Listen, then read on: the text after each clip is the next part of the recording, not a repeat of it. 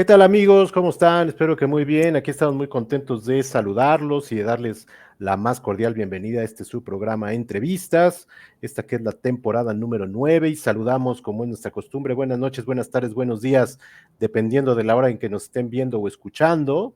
Recuerden de seguirnos en Facebook, @Omar Entrevistas, de suscribirse al canal de YouTube, youtube.com/C/Entrevistas Omar, y de seguirnos en Spotify, donde están las más de 100 entrevistas que llevamos ya de estas 9 temporadas.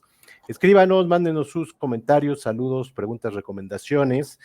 Recordarles que además de tener una conversación con nuestros invitados, nos gusta tenerla también con ustedes. Recordarles también que este es un programa, primero que nada, para pasarla bien, para pasar un buen rato, para conocer a nuestros invitados, aprender de lo que nos vienen a platicar y, ¿por qué no? Como decimos siempre, reflexionar en torno a ello. Y el día de hoy tenemos un gran programa, una invitada de lujo, alguien con quien teníamos muchas ganas de conversar desde hace ya bastante tiempo. Vamos a hablar de muchos temas, vamos a hablar de literatura, de poesía, de escritura, de migraciones, de exilio, de Argentina, de México, de infancia, de música, de cine, de lenguaje, de la palabra, de la memoria y de muchas otras cosas más. Y quiero darle la más cordial bienvenida a Sandra Lorenzano. ¿Cómo estás, Sandra? Hola, Omar, qué gusto finalmente poder platicar contigo, que nos costó encontrar un Sí, ratito libre a ambos y ahora me da exacto. mucha emoción saludarte a ti y saludar a tu audiencia. Un gusto, gracias por la No, muchas invitación. gracias. Sabemos que estás por demás ocupada y lo agradecemos doblemente. Y yo decía hace unos segundos que desde hace mucho tiempo queríamos platicar contigo y mira, quiero mostrar esto. Wow, Eh, es un tweet que te mandé y te decía por ahí de una tweet entrevista en el 2012, en octubre de 2012. En aquel entonces iba a hacer algo por Twitter, ya no se hizo y ya pasó el tiempo, pero mira, nos encontramos por fin, algunos años después. algunos. Algunos nada más. Y mira, ahí fue cuando conseguí tu libro de Saudades, que me había Saudades. costado conseguirlo, y ahí te decía que ya lo tenía por fin. Ah, qué bonito. Bueno, muchas gracias. Oye, quiero aprovechar para agradecerle a Bárbara Anderson, una argenmex como tú, que nos puso en contacto. Así que aprovecho para mandarle un gran saludo a Bárbara. Sé que es también muy amiga tuya, así que pues doble saludo para ella, ¿no? Así es, le tengo mucho cariño a Bárbara y mucha admiración, ¿no? Es una Sí, mujer que realmente lo que toca lo vuelve vida sí. y eso es un don maravilloso. ¿Desde hace cuánto la conoces a Bárbara? Pues fíjate que la conocí antes de que quedara embarazada de Luca, Ah, mira. pero la conocí un poco por azar porque nos encontramos y fui a platicar con ella cuando dirigía el Grupo Expansión o la Sí, parte editorial del Grupo Expansión. exacto. Y y después un poco le perdí la pista, y hace unos años nos reencontramos, y realmente siempre es un gusto tenerla cerca, porque además siempre tiene una sonrisa, siempre está Sí. contenta, siempre de verdad, una tipaza. Y miles de proyectos además. Miles de proyectos, sí, totalmente. Oye, pues estamos muy cerca de tu cumpleaños, así que te queremos hacer un regalo. Este programa lo vamos a dedicar mucho a un tema que sabemos que pues es de los principales tuyos, que es la memoria. Entonces, y sé que te gustan los viajes también, así que va a ser un viaje en la memoria y va a ser un regalo para ti, pero primero también quería una reflexión, porque estamos también muy cerca del 8M, del Día Internacional de la Mujer. Quería una breve reflexión de tu parte sobre este tema y sobre lo que se va a conmemorar en unos días. El 8M, qué fecha importante se ha vuelto, ¿no? Ujú, Voy a hablar sobre todo de México ujú, y de la fuerza que tuvo aquella marcha del 8 de marzo del 2020, ujú, una semana antes de que se decretara el confinamiento por COVID. exacto. Y fue una marcha, pocas veces yo he vivido algo así, tan potente, pero a la vez tan festiva emotiva, tan de celebrar que estábamos juntas, que hablo de las mujeres, de todas las mujeres que allí estábamos, que había mujeres de todas las generaciones, de todas las clases sociales, de todas las procedencias, y eso lo hizo muy emotivo.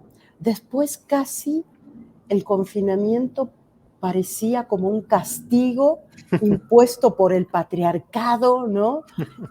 A ese movimiento de mujeres.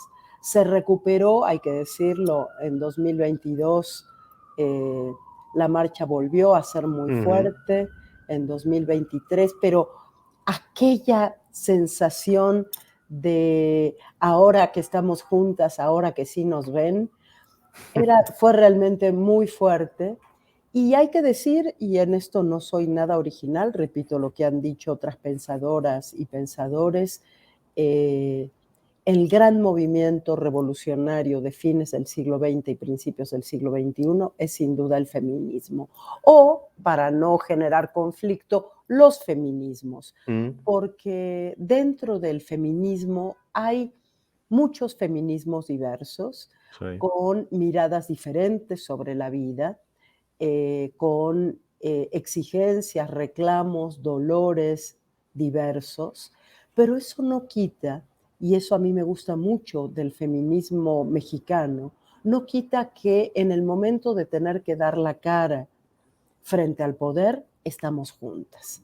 Me parece importantísimo. En otros países como España, por ejemplo, hay 2 marchas, tú dime. O sea, ¿cómo podemos hablar de la importancia de la unión en el feminismo y luego tener 2 marchas? Sí, hay No dos. pueden ser tan irreconciliables nuestras posiciones como Claro. para que no podamos compartir una calle, una tarde, una banqueta, la alegría de estar juntas, porque finalmente es glitter, y es reclamar por algo que no hay ni una sola mujer, se diga feminista o no, con lo que no esté de acuerdo, Exacto. que es ni una muerta más. Es Ujú. decir, alto a la violencia en contra de las mujeres. Y esa es un poco mi reflexión con respecto al 8M, más allá del tema que se escoja cada año. Este año tiene Ujú. que ver con inversión en género para transformar la sociedad. En fin, eso ahora no me voy a detener. Lo que me parece importante es que sigamos manteniendo, antes que nada, ese reclamo de unidad, de defensa de los derechos de las mujeres, que seamos conscientes de que los derechos, así como se ganaron, se pueden perder. Tenemos que estar siempre muy alertas, lo estamos viendo, lo vimos en Estados Unidos cuando Trump fue presidente, como hubo un retroceso tan importante, tan conservador en términos de derechos sexuales y reproductivos, lo estamos viendo ahora con Milei en la Argentina, lo vimos con Bolsonaro en Brasil, en fin, los sectores conservadores avanzan inmediatamente sobre los derechos ganados y especialmente sobre los derechos de las mujeres y las diversidades sexogenéricas. Así que para mí esa sensación de unidad, de que somos muchas, de que nos vamos a cuidar unas a otras de verdad, del yo te creo, hermana, todo eso me emociona mucho, Omar, y me emociona mucho ser testigo y partícipe de esto, ver a mis estudiantes, ver a mi hija, pero también todo el trabajo que realizamos desde la Coordinación para la Igualdad de Género de la UNAM, porque finalmente la UNAM es una universidad que tiene 500,000 de personas dentro de sí, a su cargo, entre estudiantado, profesorado, académicos y trabajadores y trabajadoras. Y es punta de lanza en América Latina. Las universidades, las sociedades de América Latina miran lo que ahí se hace.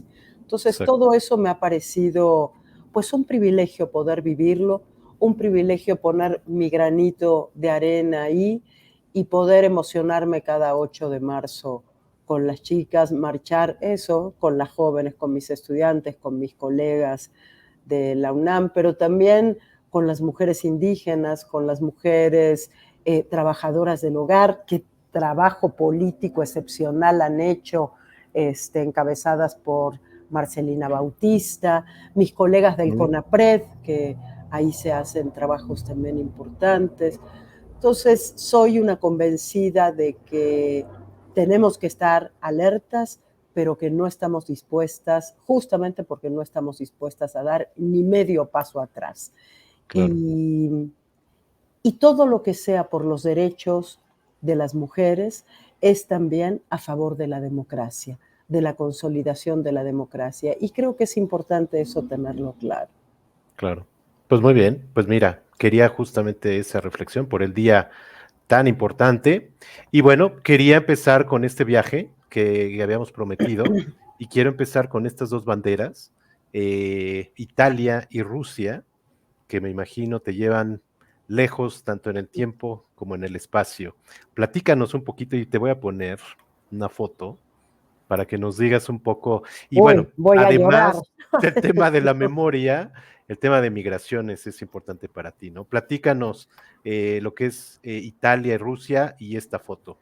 Qué fuerte, porque después de hablar del movimiento feminista, yo tendría que decir que si tengo convicciones sobre los derechos de las mujeres en la vida, es gracias a esa rusita maravillosa, hermosísima, que es mi madre, que fue mi madre, que una mujer excepcional, talentosa, pero sobre todo dulce, comprometida, cuidadosa de su familia, de sus hijos, una gran artista visual también. Mira. Y ¿sabes qué? No echaba rollo. Eh, Nos educó a todos, a mi hermana, somos 4 hermanos, 2 mujeres y 2 varones, a los 4 nos educó en esos valores feministas, sin decirlo. Sin decir. O sea, no hacía falta decirlo, todos funcionábamos igual.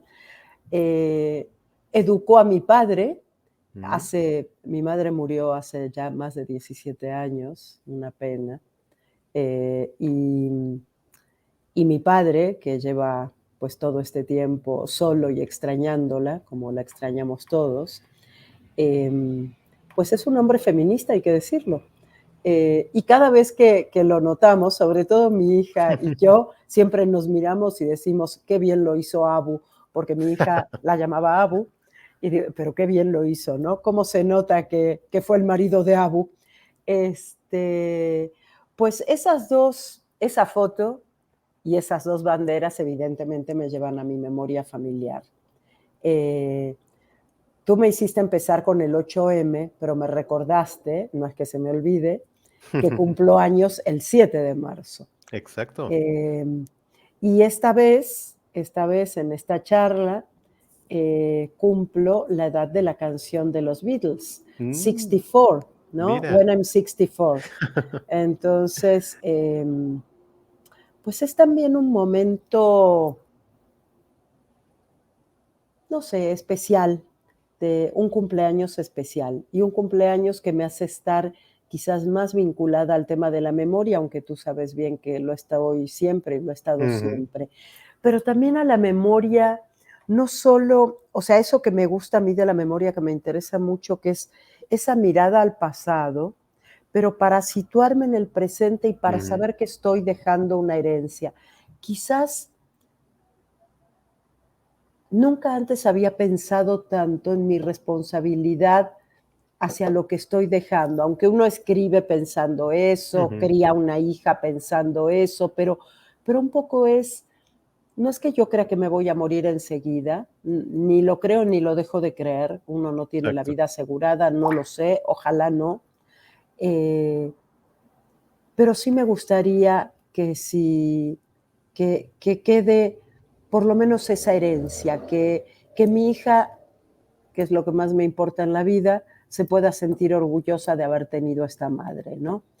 Y, y entonces este trabajo de memoria también es una forma de contarle a ella de dónde venimos y quiénes somos.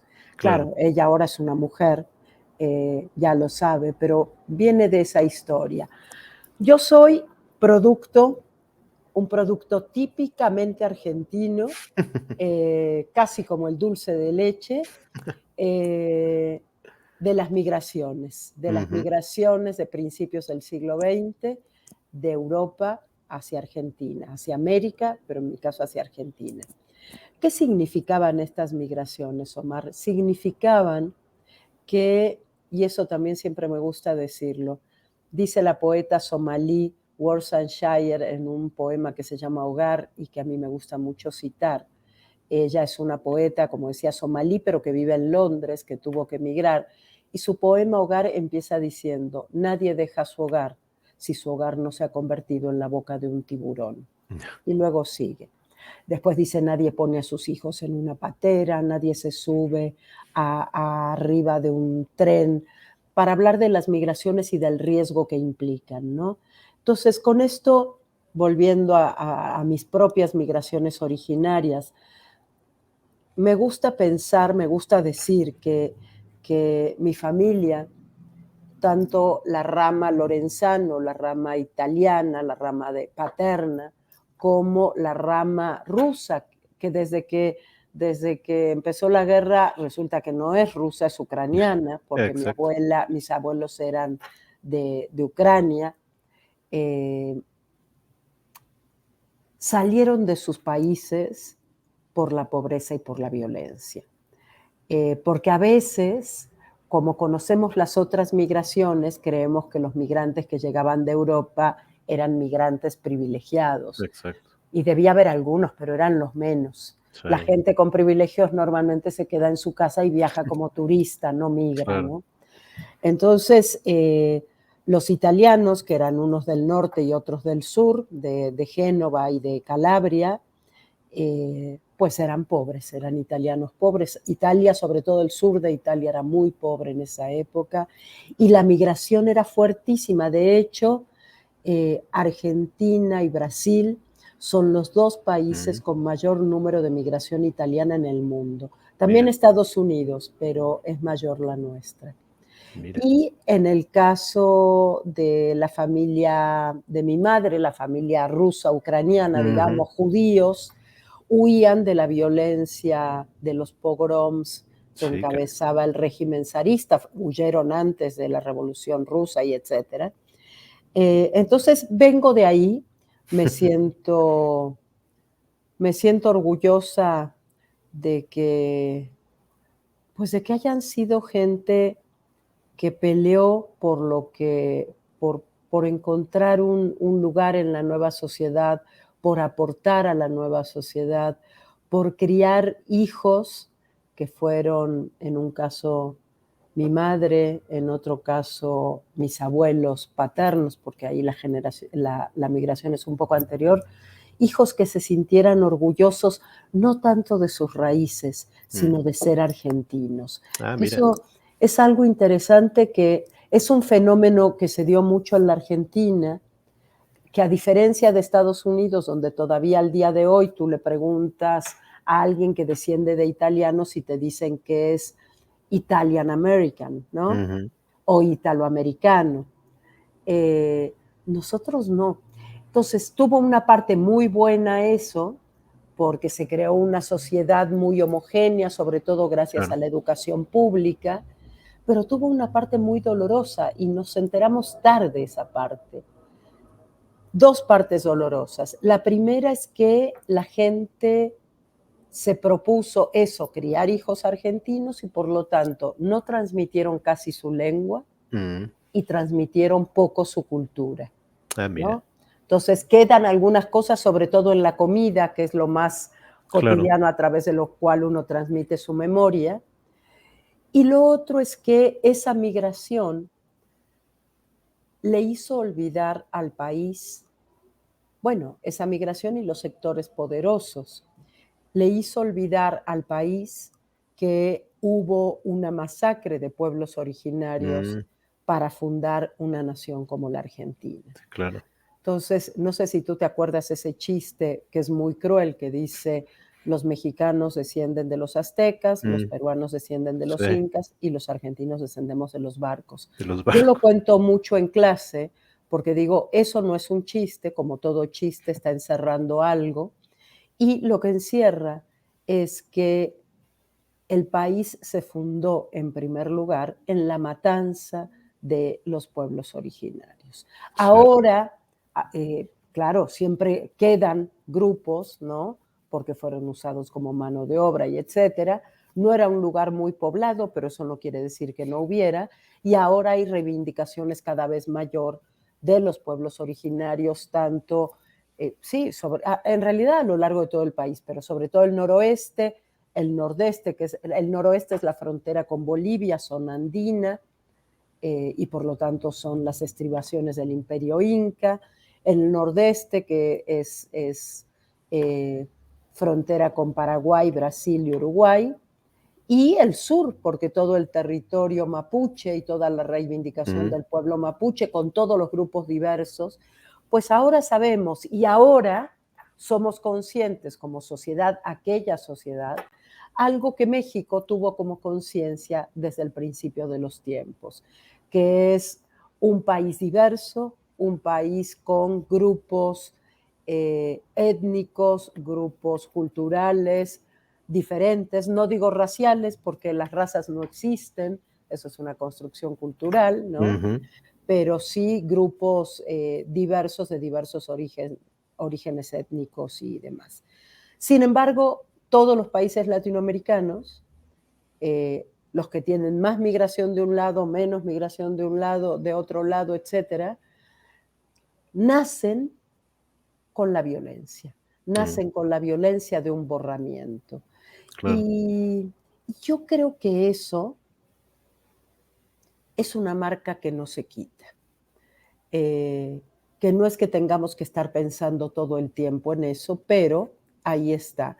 En el caso argentino, y hablo mucho del tema argentino porque el otro lo más probable es que quienes nos estén escuchando, Ujú. mexicano, lo conozcan mejor, pero en el caso argentino, esto tardó mucho tiempo en hacerse consciente. Y tuvieron que, como en el caso del movimiento feminista, parece que ahora todos somos conscientes de la opresión de las mujeres, pero porque las feministas lo pusieron en la mesa de Claro, diálogo. Ahora todos somos conscientes de que, pues, nacimos a partir de una opresión, de un baño de sangre, pero porque los grupos originarios se han encargado de ponerlo en la mesa de debate, hasta nuestros zapatistas, ¿no? claro. Cuyo levantamiento estamos cumpliendo, celebrando 30 años. 30 años. Eh, de todas maneras, sin olvidar, tanto en el caso mexicano como en el caso argentino, que una cosa interesante, y es que la principal opresión no viene de la conquista. La principal opresión viene de los estados que se van consolidando hacia el siglo XIX. Mm, Esos estados que van luchando por su independencia, donde en México tenemos el enfrentamiento liberales conservadores y en la Argentina tenemos federales y unitarios, pero es lo mismo, son esos ujú, grupos los que terminan de hacer o deshacer eh, u oprimir o sí, la diversidad que nos conforma.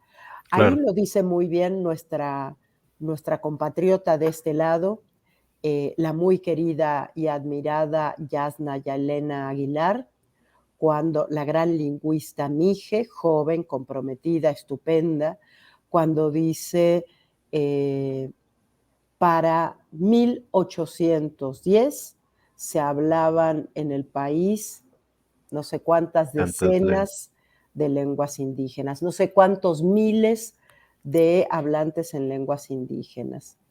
Cuando nos convertimos en un país independiente, ese número ha bajado sí, a menos del considerablemente. 20%. Sí, Eso quiere decir que eh, la principal herramienta de opresión no vino con la conquista, sino se construye con la conquista y son nuestros estados ujú, modernos, liberales, etcétera. Bueno, todo esto porque tú me llevaste allá lejos con las banderas y la foto de mi madre, pero ya, te Te dejo voy a avanzar. llevar a otro lado. A ver si reconoces. Según yo es ahí, pero tú nos dirás y me voy a ir acercando y me voy a ir acercando aquí. A ver si, no sé si lo veas. Sí, esa, pero a ver, aléjate tantito. Es que, me alejo acá, Ajá, aquí. Es que no sé sí, si sea, pero no es exactamente mi esquina, exacto, la pero calle la México. calle, sí, sí, ¿eso cómo supiste? ¿Yo lo dije ¿Ya o ves? qué? Investigando. Bueno, fíjate que qué bonito, ay, qué bonito recorrido. Em, a ver, yo viví toda mi infancia en un pueblo, justo acabo de escribir un artículo en el que digo exactamente esto, un Mm, lugar al que mi madre llamaba pueblo, porque era, en realidad es un suburbio de Buenos Aires, de lo que nosotros llamamos el Gran Buenos Aires, los suburbios, el ujú, cinturón como industrial sería que rodea la ciudad. Digo, mi madre lo llamaba pueblo, mi madre era una chica de Buenos Aires, que conoció a mi padre, que era un chico de la provincia de Buenos Aires, del campo, el campo rico de La Pampa, ¿no? Es un país agrícola eminentemente, que había llegado a Buenos Aires a estudiar medicina, muy ujú. jovencito, mi madre también estudiaba Mira, medicina, ahí por ahí están los están dos, ellos. ahí están los dos, mi hermano Pablo y yo. Pues vivíamos esa puerta, todo eso es en esa casa que les voy a contar, que está en esto que digo que mi madre llamaba pueblo porque tenía calles de tierra, una ruta que la atravesaba, una ruta nacional, la ruta 197. El lugar se llama El Talar o el Talar de Pacheco, muy cerca, en la zona norte del Gran Buenos Aires, muy cerca del delta del río Paraná, que es el Tigre, conocido como el Tigre, eh, que la gente llamaba barrio y que, digo, mi hermano y yo llamábamos casa, porque crecimos en esa casa, pero en ese barrio, porque crecer en el barrio significó para nosotros que a la escuela íbamos caminando porque estaba a 2 cuadras, que el almacén al que íbamos a comprar los dulces que nos Mira, gustaban y las galletas que nos gustaban. Mira, esa es ya mi secundaria que no me es quedaba tan secundaria, ¿verdad? cerca. Esa es la secundaria, el Colegio Nacional Normal Mixto General José Gervasio Artigas, San Fernando. Y yo siempre digo, tú sabes, Artigas es el héroe de la independencia uruguaya. Ujú. Y entonces yo siempre les digo a mis amigos uruguayos que yo sé el himno uruguayo y el himno Artigas. Artigas, general de hombres libres, le decían. Todo un Mira, te voy a personaje. poner algo. A ver, cierra los ojos. ¿Ya los cerraste? Sí. Ahí te va.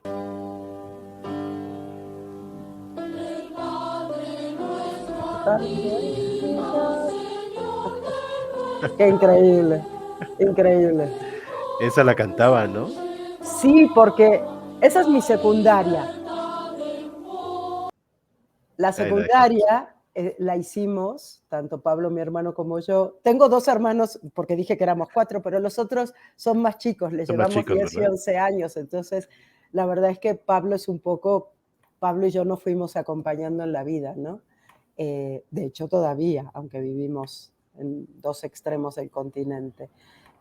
Con mis otros hermanos me llevo muy bien y los adoro, pero no convivimos, no Claro. compartimos estas cosas. Ellos llegaron a México muy chiquitos. Eh, pues a esa escuela teníamos que ir tomando el camión y Mm, viajando media hora en camión, media hora, 40 minutos en camión. Muchos de los que íbamos a esa escuela viajábamos desde nuestro pueblo, desde ahí. Eh, y yo cantaba en el coro. Siempre he pensado mira. que eso fue un favor que me hizo la profesora de música, Gigena, porque para no dejarme a mí sola fuera del coro, porque todos entraban al Todos coro porque entraban. hacían una prueba de voz y decía sí, sí, sí, y quedaban 1 o 2 afuera. Yo decía, "Ay, me va a dejar afuera porque canto fatal, soy lo más desentonada". Eso no quita que me encante, Claro, Canto y bailo fatal y las 2 cosas me te encantan. Si tuviera encantan. que pedirle un don al cielo, pediría el saber bailar. Eso me a cambio, tengo una hija bailarina, Ah, con lo mira, cual ahí está. ya de alguna manera compenso, pero es la Exacto. primera en decir en matarse de la risa cuando ve bailar a su madre, claro. Em, pues nada, me dejó entrar al coro, yo creo que por piedad, este, y fui muy feliz cantando en el coro del colegio, escuela pública toda, ¿eh? Estamos Mm, hablando de la educación pública argentina. Ahí están mis padres, jóvenes y enamorados, pero así se miraron, híjole, es que me vas a hacer llorar, César y Graciela, ¿no? César y Graciela. Así se miraron hasta el Es que qué último mirada, día ¿eh? en que mi madre estuvo ahí.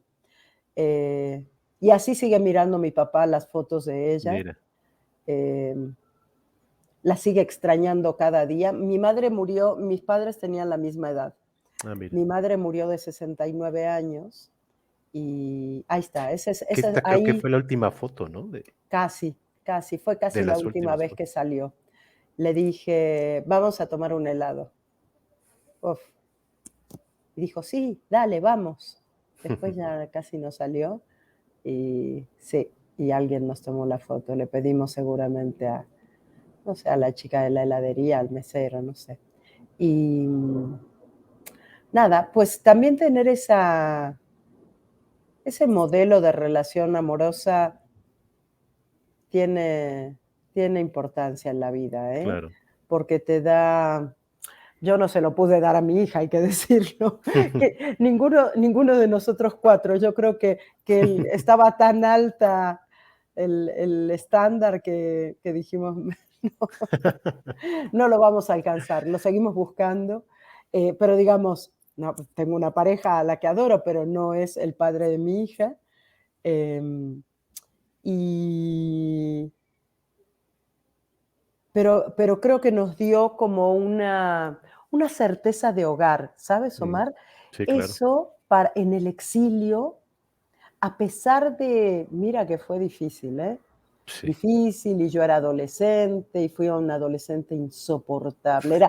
Era amorosa, y cuando llegué a México me volví una adolescente insoportable.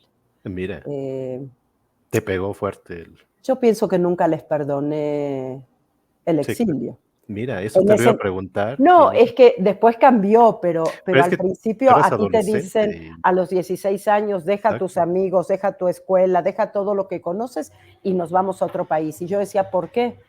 Pues claro. porque, estamos en peligro. Y yo decía: "No, pero yo me quedo con mi abuela".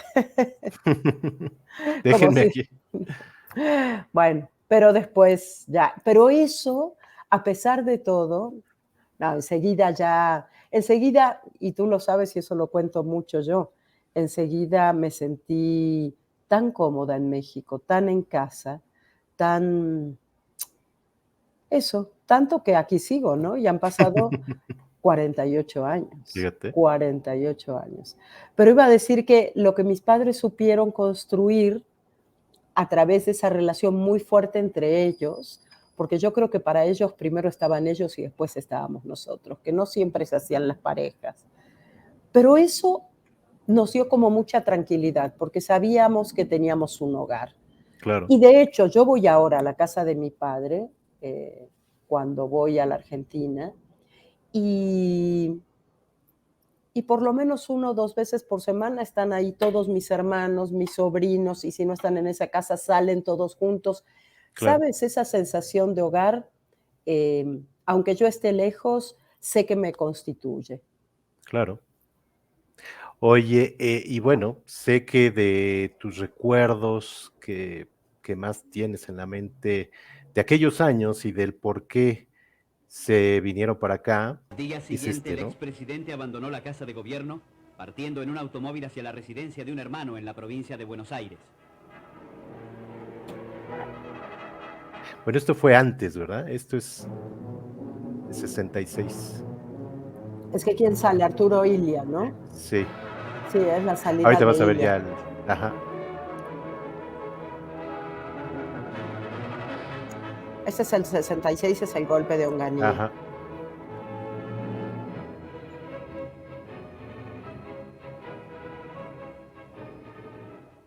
Pocas horas después, los 3 comandantes en jefe asumieron la conducción temporaria del gobierno.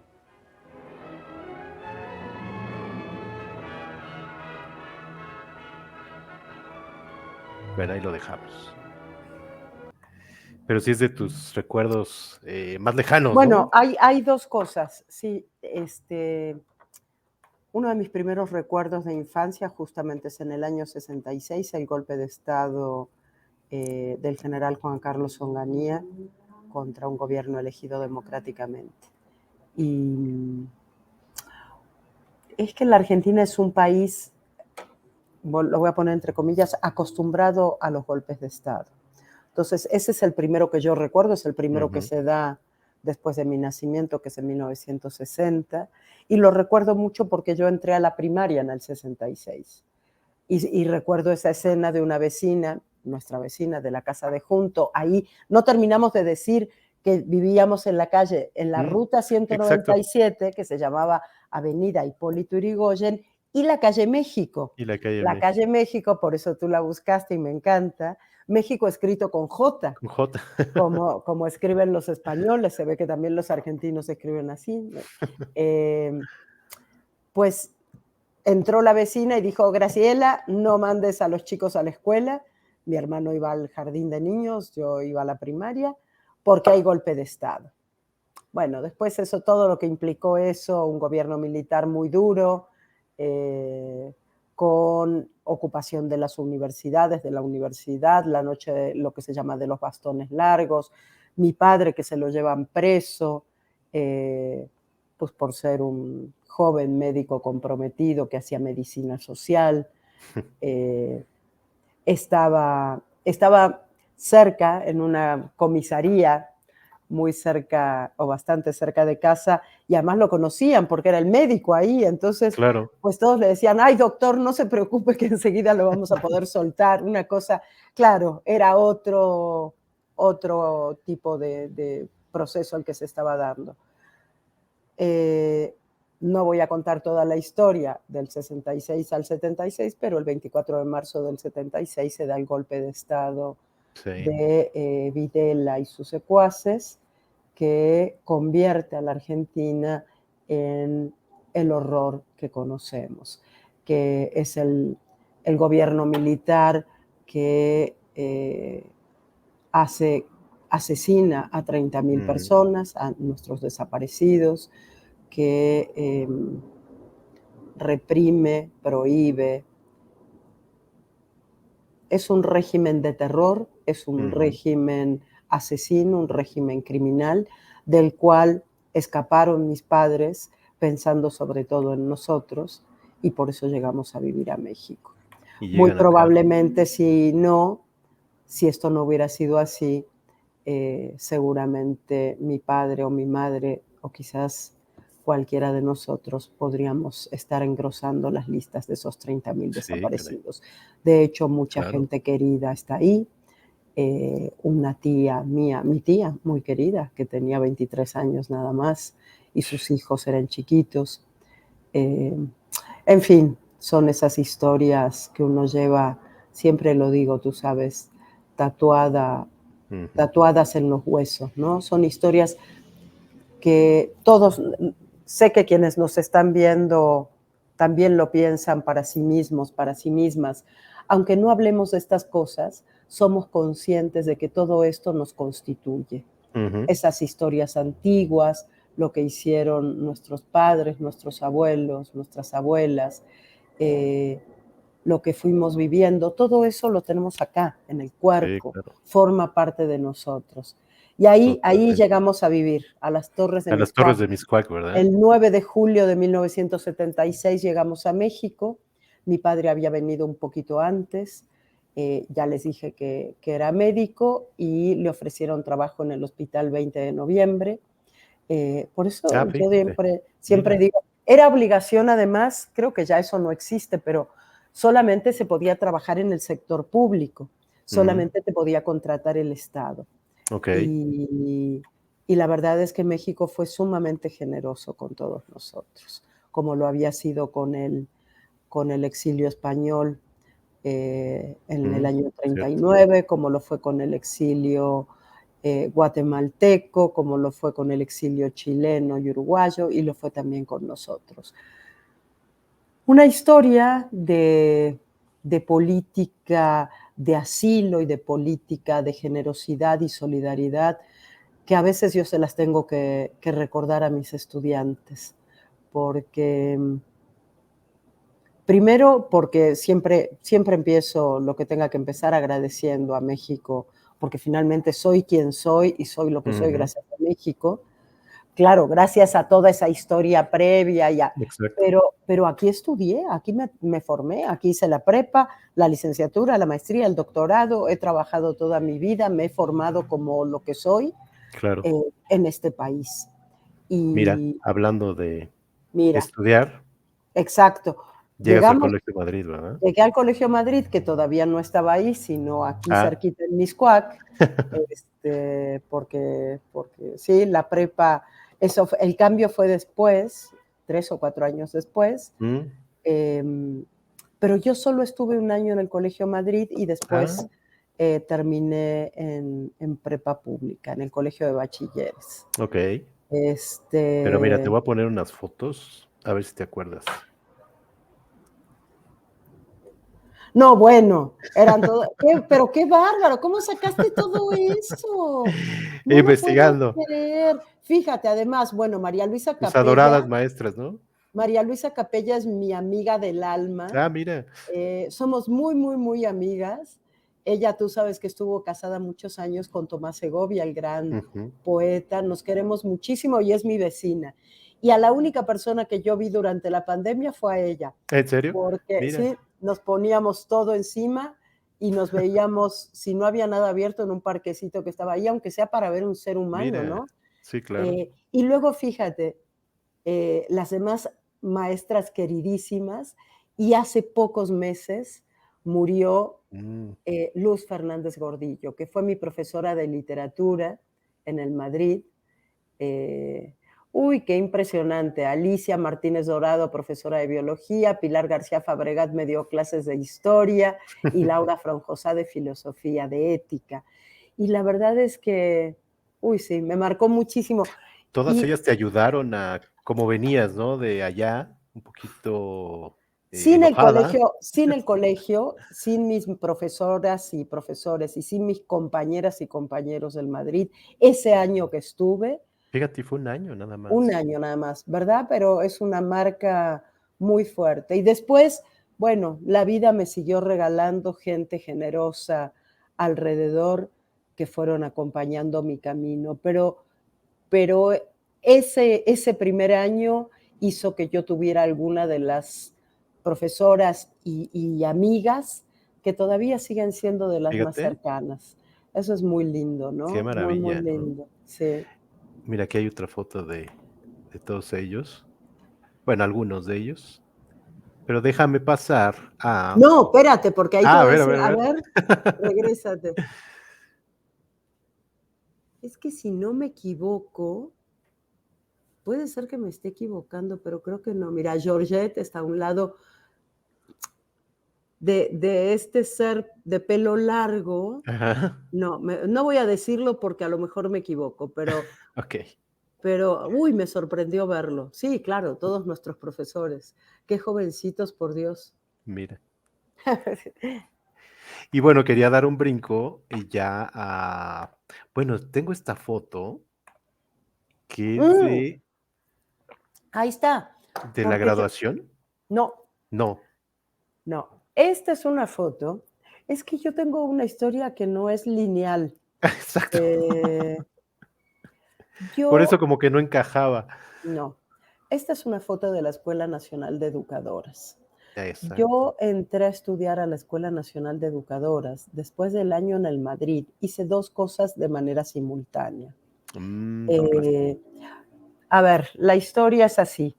El Colegio Madrid nos becó a los 4 hermanos durante un año.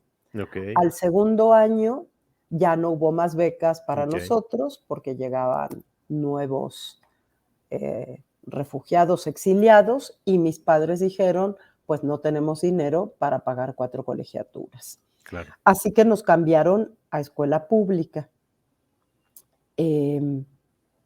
mis hermanos a una primaria que estaba muy cerquita de las Torres de Miscuac, que era la escuela Rhodesia.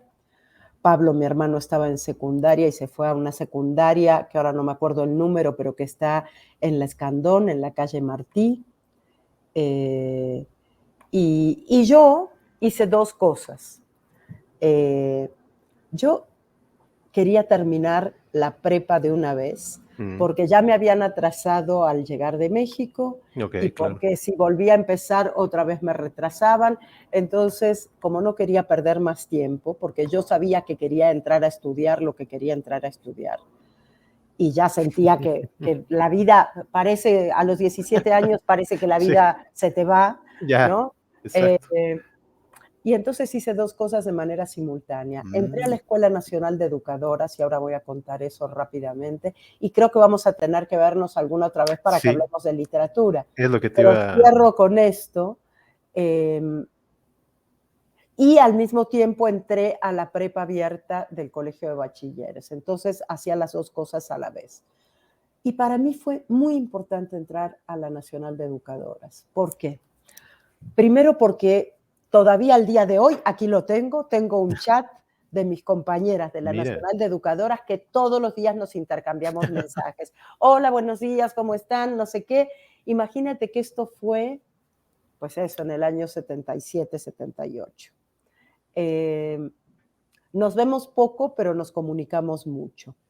Y además a mí me permitió conocer una parte del país que no estaba en el Colegio Madrid. Claro. Y eso para mí fue de una riqueza maravillosa. Lo mismo me sucedía cuando iba al Colegio de Bachilleres, que iba a las asesorías, ni siquiera había ninguno cercano. Vivíamos más o menos por donde vivo ahora. Mis padres se mudaron de las Torres de Miscuac a una zona un poco más cerca del Cine Manacar, por ahí, en Miscuac también. Y yo me iba hasta Iztacalco, en trolebús, en 2 trolebuses, para ir a asesorías y presentar mis exámenes los sábados. Entonces, el haber dejado el Colegio Madrid, que me dolió muchísimo, muchísimo, me permitió conocer también otras, pues el otro México, que es el México, pues, de la gente. Y para mí fue de una riqueza maravillosa. Claro. Y es otra de las tantas cosas que le agradezco a este país. Oye, y luego llega a tu vida ni más ni menos que la UNAM, ¿no? Ni más Platícanos ni un menos. poquito cómo fueron los primeros días, los primeros meses, y ahorita entramos un poquito a algo de tus maestros, pero platícanos cómo fue esa experiencia de llegar a la UNAM. Uy, bueno, yo estaba súper emocionada de entrar a la UNAM. De hecho, ya tenía pensado estudiar literatura. Fui y presenté el examen, todavía me tocó el examen de admisión en el Estadio Azteca. Nunca había entrado yo al Azteca, así que me emocionó mucho también. No, bueno. Y luego me emocionó saber que había entrado. Y bueno, nada, desde entonces soy una puma de corazón. He hecho toda mi carrera en la UNAM, licenciatura, maestría, doctorado, he trabajado, he sido funcionaria, he sido profesora, y pues es un lugar del mundo al que yo amo por sobre muchos otros. Quizás es mi lugar, tengo 2 lugares favoritos en la Ciudad de México, en la ciudad. Uno es la ciudad universitaria, porque decir la UNAM, en realidad la UNAM es mucho más que CU. Pero bueno, CU para mí es uno de mis lugares favoritos en la ciudad. Y el otro es el Desierto de los Leones, ¿sabes? El convento del Desierto de los Leones, que también es un lugar que conocí muy al comienzo de nuestra vida en México. Y siempre me pareció un lugar tan bonito, tan fascinante, que ni es desierto, ni hay leones. Exacto. Así que, bueno, pues la UNAM simbólicamente es un espacio que para mí es mi casa.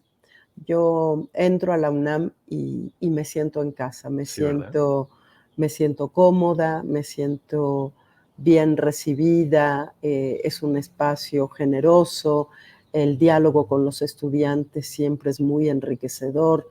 Eso es bonito porque en cierto sentido son tantos años de dar clase que mis estudiantes de hace muchos años son ya mis colegas, y somos amigos, tengo amigas muy queridas que fueron mis estudiantes, pero también hay como que yo voy envejeciendo, pero las y los estudiantes son siempre, las y los estudiantes siempre tienen 20, Quedan, 22, 23 años, ¿no? claro, claro. Entonces hay como también ir viendo cómo cambian ellos, en fin, me gusta mucho. Oye, y algunos de tus maestros entiendo que eran ellos, ¿no? Sin duda, fíjate, el de arriba a la izquierda es el maravilloso Luis Rius. Ajá. En esa foto hay 3 profesores y, y los otros 2 afortunadamente aún viven. Ujú. Eh, pero Luis Rius murió joven, murió de De 50 y verdad. pico de años, exiliado, refugiado español del exilio republicano.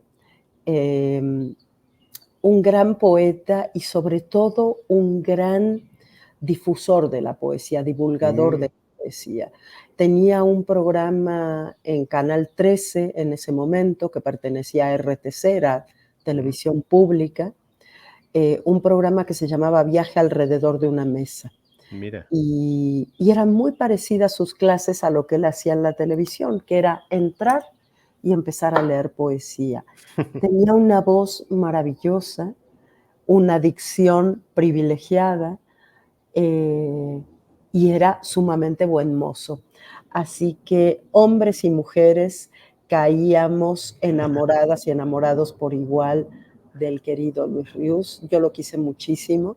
La primera clase que me dio fue sobre el romancero tradicional español, y Mira, yo de esa primera clase salí diciendo, ese es mi tema, yo voy a trabajar. Era mi primera clase, después trabajé siempre en literatura contemporánea en general, mira. pero cada etapa que él iba leyendo, todos queríamos estudiar eso, ¿no? Entonces, la verdad, un tipo maravilloso. Especialista en León Felipe, otro gran Mira. poeta del exilio republicano. Gonzalo Celorio no solo fue mi profesor, era de los profesores jóvenes cuando yo entré a la Ujú. facultad, sino que después fue mi jefe. Fue Mira, director de la Facultad de Filosofía y Letras y me invitó a trabajar con él como secretaria de extensión académica. Y Margot Glantz, qué decir, Margot Glantz es un no, modelo una para todas las institución. mujeres que nos dedicamos a trabajar en este campo de la literatura. Una mujer que al día de hoy, con sus más de 90 Ujú. años, acaba de cumplir 93, ¿no? 93, Ujú. yo siempre digo es la escritora más joven que hay en México, porque es la que más se atreve a innovar, la que Sí, más mayor irreverencia tiene hacia los modelos la reina de Twitter, clásicos. además. Totalmente. Entonces, bueno, ella me dio una clase maravillosa de Wow, literatura novohispana con ella, pero ya fue en maestría. Mientras yo estaba okey. en la licenciatura, la mirábamos así, todos queríamos tomar clases, pero no nos tocaba por los horarios y demás. Y luego en maestría llevé una clase con ella donde trabajamos Álvar Núñez, Cabeza de Vaca, y de pocas cosas yo he aprendido tanto en la facultad como de lo que ella me enseñó. Mira, Realmente maravillosa. Y Gonzalo también, un profesor que hacía amar la literatura. ¿Sabes qué? Siempre he pensado que, que un buen profesor o profesora de literatura lo que transmite es el amor por las letras. sí, Porque después es verdad, hay discusiones teóricas y hay claro. posiciones que a veces son incluso antagónicas sobre determinados autores, épocas y demás. Pero a mí los profesores que me marcaron son los que amaban la literatura y me lo transmitieron. Claro. Entonces es un poco lo que yo hago en mis clases o lo que intento hacer en mis clases. Sobre todo que quienes se acercan a los libros amen el, las páginas del libro que van a leer, sientan que vale la pena dedicarle tiempo a la lectura, que los transforma tanto como me transforman a mí los libros que me gustan. Totalmente. Pues aquí tuvimos la suerte de entrevistar a Gonzalo Celorio y fue una maravilla. Los invitamos a que vean esa entrevista maravillosa. Y bueno, entiendo que, bueno, creo que paralelamente a la UNAM tomaste por ahí un curso, ni más ni menos que con Carlos Illescas, ¿no? Qué barbaridad, sí. Gran poeta y gran maestro de poetas. Yo ahí sí que era muy chiquita, acabábamos de llegar a México, Ah, mira, tenía menos de 17 años ¿en serio? y Fue llegando entonces. descubrí, sí, 16, 17, sí, descubrí que había algo que ya no existe lamentablemente en el Instituto Nacional de Bellas Artes que se llamaba Promoción Nacional. Mm, Y Promoción Nacional ocupaba una casa que lamentablemente tiraron hace ya hijo, muchos años, como sucede tanto en esta ciudad. Y el otro día que pasé lo volví a pensar. Cada vez que paso por ahí, hay una glorieta en, en la colonia, no es Roma, es un poco más acá. Hipódromo Condesa, no, No, no, más más acá, digo hasta yo, como si tú supieras dónde estoy, más al hacia el sur, sur. en la calle Dinamarca, es una Ah, ok. glorieta, en la Juárez, en la colonia Juárez, en realidad no es más acá, es más al norte, donde había una casona de estas porfirianas maravillosas y ahí funcionaba Promoción Nacional. Mira, Y con esta política de talleres genial que hubo en determinadas épocas en el país y especialmente en la ciudad, uno de los talleres de poesía los daba Carlos Illescas. Y yo no tenía idea quién era Carlos Illescas, ni sabía quiénes eran mis compañeros. mira. Y llegué con mis poemitas así de lo más cursis y combativos, ¿sabes qué? Yo era como Mm, a los 16 años escribía como poesía de combate de la Guerra influencia Civil de tus Española. padres, ¿no? Pues sí, pero ellos claro, es que sí, porque era esa herencia de César Vallejo, de García Lorca, de Pedro Salinas, sí, en fin, se mezclaban muchas cosas, pero bueno, era un poco esa herencia, pero mal escrita, todo lo ¿Qué te que, dejó? ¿Qué te todos dejó los ese taller? errores que uno puede cometer a los 16 años cuando quiere escribir poesía. ¿Qué me dejó ese taller?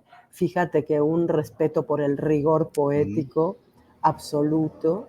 eh, y algo más, fue muy bonito, porque la verdad es que en la primera lectura que me tocó, mis compañeros eran mucho más grandes que yo, ya tenían okey. experiencia poética y demás, me hicieron pedazos, pedazos. Y uno también aprende, en un taller Sí, aprendes a ser modesta, ¿eh? sí, cómo no. Eh, Y no y muchos aguantan, ¿no? no, A es que veces ahí es cuando dices, mejor me cuando dedico a dices la zapatería, ¿no? exacto. Voy a Y es hacer duro, ¿no? zapatos. Exacto.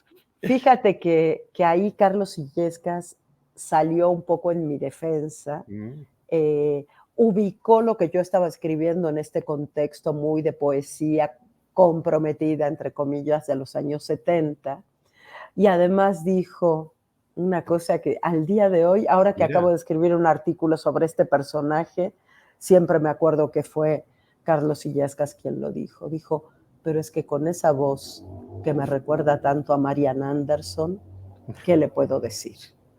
Y entonces yo, como vengo de una familia melómana, llegué enseguida y dije a casa y pregunté, pero ¿por qué no hemos escuchado a Marian Anderson? Y entonces dice mi madre, pues vamos a escucharla, vamos a comprar un disco de Marian Anderson. Por supuesto, no era un nombre extraño para ellos y, y desde entonces me volví fan de Marian Anderson. Y de hecho, tú sabes que Marian Anderson es como el leitmotiv, uno de los leitmotiv de mi primera novela, que es Saudades, que escribí exacto. muchísimos años después de esa bastante penosa incursión en el taller de poesía, pero que tan bien me hizo en términos personales gracias a ese gran poeta y ese gran maestro de poetas que fue Carlos Illescas. Fíjate, qué interesante. Y bueno, ahí están, mira, quería hablar de tu literatura, como bien mencionabas ahorita, Saudades, la primera novela, aunque tú dices que lo llamas como narraciones, ¿verdad? Porque novela, y bueno, ahorita vamos a hablar de eso, porque es una manera muy peculiar de escribir, incorporando por ahí el proceso creativo tuyo y dando muchas voces, ¿no? Yo le llamaba, me acuerdo cuando lo leí, cuando te mandé por ahí un tweet, literatura rompecabezas en las dos acepciones de la palabra, rompecabezas en las dos. Pero platícanos un poquito, pues esta manera de escribir, me imagino también, porque sé, mira, aquí lo tengo, el libro del desasosiego, que por ahí pues hay cierta influencia a lo que es este libro, que también creo que no sé cómo llamarlo, al libro del desasosiego, si novela, si puede ser inclusive biografía, no sé cómo llamarlo, pero creo que tu literatura pues también está más allá de las etiquetas. Pues yo creo que Saudades quizás es la más experimental de todas las novelas, esa primera novela que tiene esa marca fuerte del libro del desasosiego. Y otras marcas, yo hablo de mi herencia ahí abiertamente, justo porque hay Ajá. un trabajo de, pues de metanarración, ¿no? Uh-huh. De metaescritura, de reflexión sobre la propia escritura. Pero acordémonos que la novela es el género por excelencia de la modernidad, Uh-huh. y esto no lo inventó Pessoa, sino Cervantes con el Cervantes, ¿no? Quijote, ¿no? Uh-huh. Más libre, Entonces, ¿no? Uno de los géneros más libres que hay. más libres, y después Bakhtin dice todo cabe dentro de la Exacto. novela. Entonces, yo primero que no soy muy afecta a las etiquetas genéricas, eso me lo han reclamado mucho, eh, y es gracioso cuando tienes que pedir una beca, cuando armas un programa para una materia en la universidad, siempre es así como, bueno, pero a ver, dales novela. Y dices, pues sí, pero no, hay un poco de todo, es Claro, literatura. exacto. Pero bueno, esas son las 4 novelas que he escrito hasta ahora, más los libros de ensayo, más la poesía, pero estas novelas tienen puntos en común, aunque cada una tiene Sí. su propio núcleo, su propia historia, su propio argumento también, porque no es que no tengan argumento, pero en las 4 aparece con mucha fuerza el tema de la memoria, con Uh-huh. mucha fuerza. Que mencionábamos Eh, al inicio, justamente. en Uh-huh. las 4 tiene mucho que ver también la reflexión sobre la creación artística y qué significa. Eh, y las 4 corresponden a 4 momentos de mi vida personal y de mi vida creativa y a búsquedas determinadas, ¿no? Uh-huh. Con Saudades yo quería escribir una novela que tuviera que ver con la memoria, con la dictadura, pero no quería que fuera autobiográfica ni autoficcional. Quería rendirle homenaje a los textos que me han servido también para alimentar lo que soy, para alimentar mi propia escritura.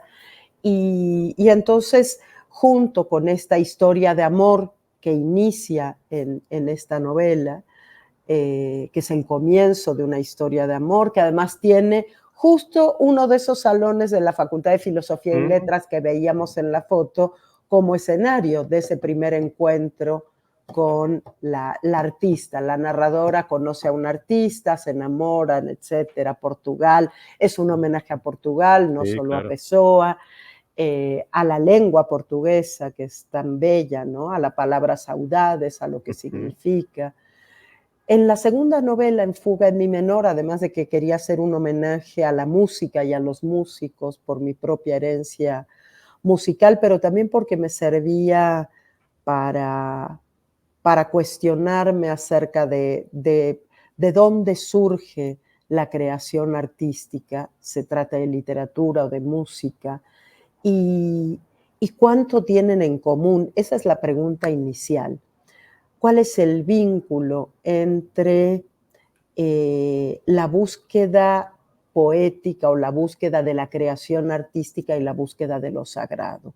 Eso es algo que siempre me ha inquietado, no desde la perspectiva religiosa, sino desde una perspectiva laica, pero cercana a eso que yo sí creo, eso sagrado que tiene la mejor creación artística, ¿no? La mejor literatura, el mejor arte. Tú te paras frente a, qué sé yo, a la Anunciación de Fra Angelico y más allá del tema hay algo que dices, aquí está, mira, Claro. yo no creo en Dios, pero si existiera, estaría acá. O el Dios en el que yo creo, o las diosas en las que yo creo, aparecen acá, ¿no? Sí. Entonces me interesaba mucho eso y este hombre que es el protagonista, Leo, se llama Leo, es un hombre que ha perdido su capacidad creativa y la ha perdido porque tiene un conflicto con ese padre al que no conoció o que no recuerda, que era partisano en Italia durante la Segunda Guerra Mundial. La tercera novela, La estirpe del silencio, es una novela, bueno, a las 4 las quiero mucho, pero cuyas protagonistas me resultan especialmente entrañables, ¿no? Una es Rita Hayworth, esa Ni más ni menos. mujer tan bella, tan excepcional, una actriz que era un sex symbol y demás, y que tuvo una vida tan difícil Sí, y sufrió tanta violencia, entre otras cosas por ser mujer y por ser esa mujer bella y talentosa que era. Y se junta con una historia absolutamente de ficción de dos hermanitas que hermanos. llegan engañadas a México y que son prostituidas, etcétera, etcétera, por un cura perverso que hace negocio, que no es, tampoco son cosas que nadie conozca, simplemente yo tomo Claro. esas historias y después sobre eso construyo. Y es una novela que me resulta entrañable, porque finalmente es una novela de fuerza de lo femenino a pesar de todo.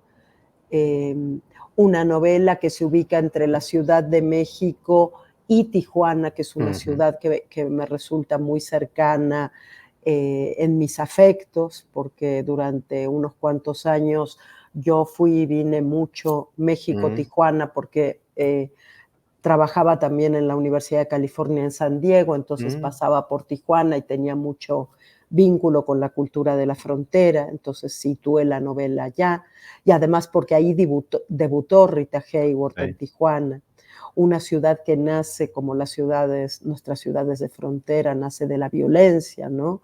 Sexo, drogas y rock and roll, lo hubiéramos dicho años Literalmente. después. Entonces, sí, esa novela tiene esa búsqueda y creo que es la menos experimental de mis novelas, pero que dialoga muchísimo con las otras también por Sí, el tema de muchísimo. la memoria y demás. Y siempre estoy esperando tener tiempo para convertir los monólogos de Rita que hay en la novela en una obra de teatro. Hace Mira. varios años desde que salió, fíjate que la presentación la hicimos con Marisol Gacé y Fernando Rivera Calderón. Ok. Y Marisol leía los monólogos de Rita Hayworth y Fernando hasta compuso una canción para la novela y demás, Amorosos. Y desde ese momento Marisol y yo dijimos, la tenemos que volver obra de teatro. Hacer este proyecto, claro. Entonces, bueno, ahora es más difícil porque ella está con mucho trabajo Sí, político y demás, y yo con mucho trabajo que no me ha permitido, pero es un pendiente que tenemos ahí las dos y yo tengo muchas ganas de hacerlo porque creo que el personaje se lo merece y que puede gustarle a la gente que conozca esta otra faceta de Rita, claro. esta otra parte de su vida. Y la última, la novela que es la más reciente, pero nació casi en la pandemia porque se publicó a fines de 2019, así que tampoco ha tenido mucha suerte, aunque tampoco poca, que es El día que no fue, que es la historia de una ruptura amorosa. Hay que decir que yo, tanto la primera novela como la última, tanto Saudades como El día que no fue, hablan de historias de amor entre mujeres, de amores lésbicos. No las otras dos, ni Fuga en Mi menor, ni La estirpe del silencio. Pero digamos, si en Saudades comenzaba una historia de amor, en El día que no fue termina una historia de amor. Y yo ahí empiezo a hablar mucho ya desde la autoficción, porque recupero parte de la historia de mi familia vinculada a la dictadura. Cien Saudades venía ficcionalizada. En el día que no fue, decido ponerla, elegir fragmentos, pero contar esta historia, la mía vinculada a la dictadura, a la violencia, y vinculándola también con las violencias que vivimos las mujeres en México, ¿no? Exacto. Y pues es una novela, existe también como audiolibro, que, perdón. Salud. No te preocupes. Muchas gracias. Existe también como audiolibro, se puede escuchar. Yo hice la lectura para el audiolibro, que fue una experiencia muy hermosa y muy movilizadora, porque parte de la novela tiene que ver con mi madre. Es un homenaje a mi madre, creo que las 4, pero porque la figura materna aparece muy fuerte en las 4, aunque en Fuga en Mi menor es la figura paterna, la fuerte, pero bueno, finalmente el mundo de la música también tiene que ver con mi madre. Pero lo que iba a decir es que, sobre todo en la última, hablo mucho de la muerte de mi madre y de esa muerte y todo lo que pasó alrededor de esa muerte, lo que pasó objetivamente y lo que me pasó.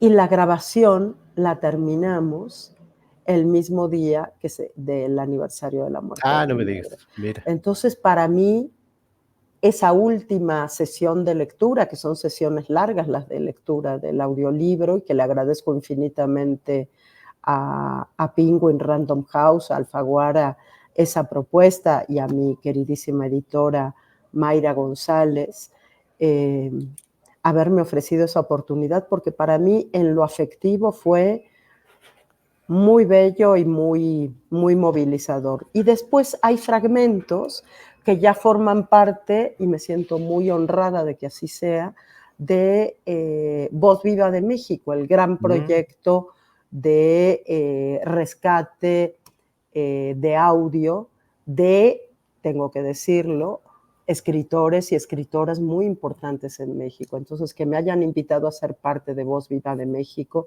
con fragmentos de esta novela, del día que no fue, me honra muchísimo y me hace agradecerle cada día más a este país, ¿no? Oye, quería poner aquí varios de tus otros libros, que no nada más escribes novelas, y mira, ahí está el Premio Clemencia Isaura de Poesía, que ya luego platicaremos, fue toda una experiencia, ¿no? Mira, aquí está cuando te lo entregaron, pero aquí pongo poesía, ensayo y novela que ya vimos. Lo que yo quería platicar un poquito es esta importancia que tú le das a la palabra como tal, que ya hablábamos hace rato, pero yo siento, y creo que es así, ahorita tú nos lo dirás, que la poesía es como la base de todo esto, de tanto de los ensayos como de tus columnas incluso, como de las novelas. Creo que justamente la poesía es la piedra angular, ¿no? Que da lugar a todos estos escritos tuyos.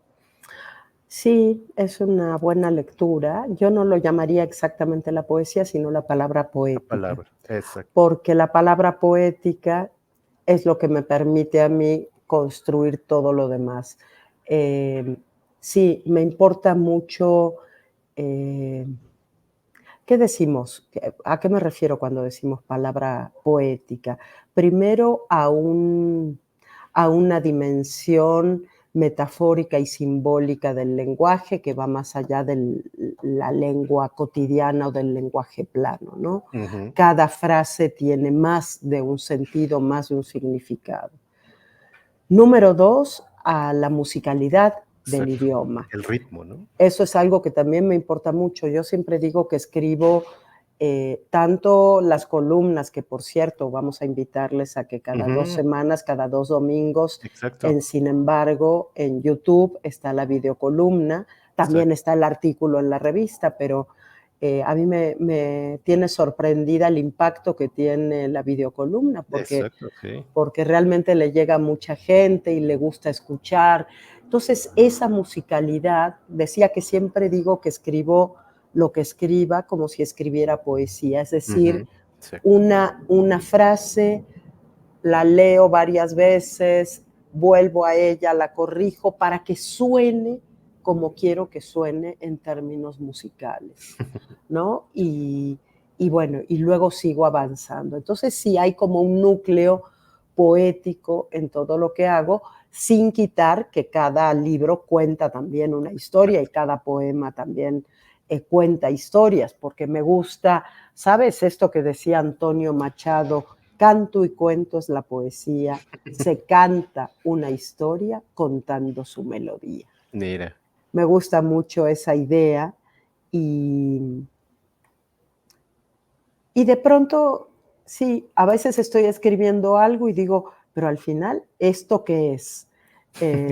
¿Es ensayo? ¿Es poema? ¿Qué? Y es donde digo, mira, que nazca, o sea, que no es que tampoco sea escritura automática, pero dejemos que el lenguaje llame al lenguaje, que la Exacto. palabra llame a la palabra y después vemos qué se hace con ¿Qué ese le ponemos? material, ¿no? Esa es mi manera de escribir, pero creo que lo hablamos al comienzo, no sé, pero por las dudas lo repito ahora, ya casi a manera de cierre, Ujú. porque la Sí, gente ya sí. debe estar cansada de escuchar que yo hable tanto, No, no, no, al contrario. pero pensaba, em, mi verdadera pasión es, o mi verdadera vocación, junto con la escritura y especialmente con la lectura, es transmitir esta pasión por la palabra literaria, Claro, ¿no? La radio, los artículos, las clases, los libros, todo busca lo mismo, que va tú, en ese sentido. Omar, de pronto escuches esto, tu gente que te escucha y te Ujú. sigue y apreciamos tanto estas entrevistas que tú haces, diga, oye, Gracias. fíjate que nunca había leído a Sandra Lorenzano y Exacto, acabo de ver, bueno, me voy a meter en eso.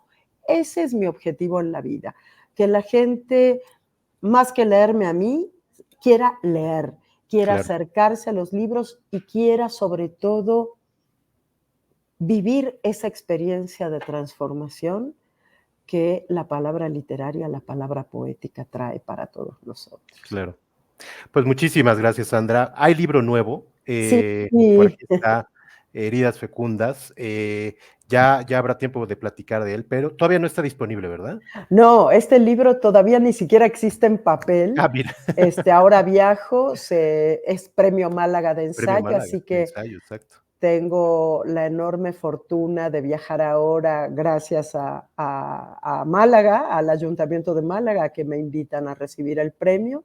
Y allí, gracias a la editorial Páginas de Espuma, veré el primer ejemplar impreso Mira, de Herida Fecunda, que es ensayo. es un libro de ensayos sobre el exilio, exilios y migraciones. El mío y los otros exilios y ¿Esa que está en la migraciones que portada nos es tu marcan. mamá?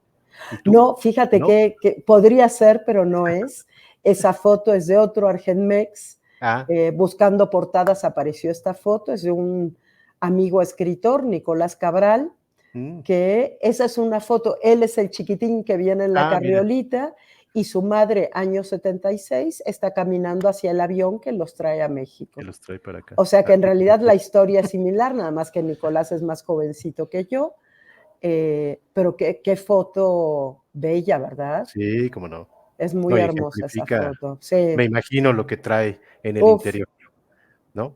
esa Pues foto, ya la verdad es que quedó perfecta. La sí, encontró la gente de la editorial y cuando vi esa portada, ¡ah! te estremeció. Uy, totalmente, porque digo, sí, esa foto dice lo que yo digo adentro. Exacto. Pues, Sandra, de verdad, muchas gracias, Al contrario, Omar, un por este tiempo que gusto. nos diste. Muchas felicidades por esa carrera. Estaremos Muchas esperando todo lo gracias. que venga. Y nada, un abrazo. ¿Algo que quieras agregar? No, simplemente agradecerte pues este espacio, esta dedicación, este cuidado y cariño con el que haces las entrevistas, con que armaste esta conversación conmigo. Me siento muy, muy feliz de haber compartido este espacio contigo, de tu invitación y bueno, ojalá nos encontremos pronto. Sí, Y sí. le cuento a la gente que te ve, que te escucha, que me puede seguir en redes Ujú. sociales. tanto en Facebook como en Twitter o como se llame ahora. Y en Instagram soy Sandra Lorenzano y mi página web también se llama Sandra Lorenzano. Así que ahí pueden comunicarse conmigo, mandarme mensajes, hacerme preguntas, lo que quieran, porque finalmente lo más importante también es que podamos estar en contacto, quienes formamos parte de este club de amantes de los libros. Pues ni más ni menos que con eso cerramos. Un gran abrazo, Un muchísimas abrazo para gracias ti. nuevamente. Y bueno, Gracias. estén Abrazos a tu pendientes, gente. todos los que estuvieron aquí, estén pendientes, ya sea en vivo o en directo, de estas entrevistas, una más la próxima semana. Gracias, Sandra, un abrazote, que estés muy bien. Bye, bye. Gracias, gracias, Omar.